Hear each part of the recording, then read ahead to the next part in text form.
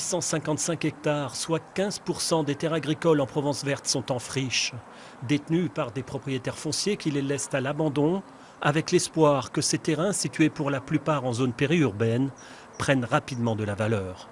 Une des problématiques sur notre secteur, c'est le fait que des gens, propriétaires terriens, attendent que ces terrains passent constructibles pour faire une grosse plus-value.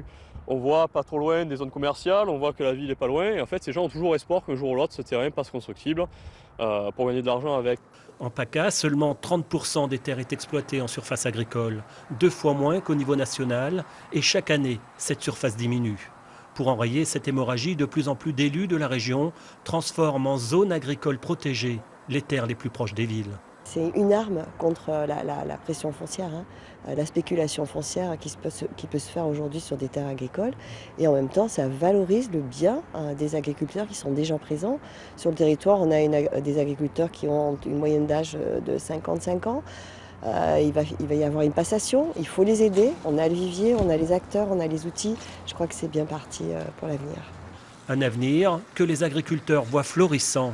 Tous souhaitent l'implantation de nouveaux venus pour répondre à la demande d'un marché en pleine mutation.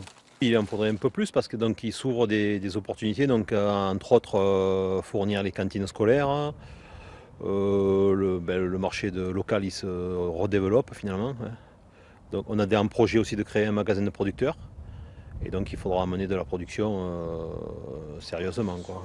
Pour pérenniser et dynamiser durablement l'agriculture, le territoire de Provence verte a convié les acteurs du secteur à ses assises avec un objectif commun, trouver ensemble des solutions pour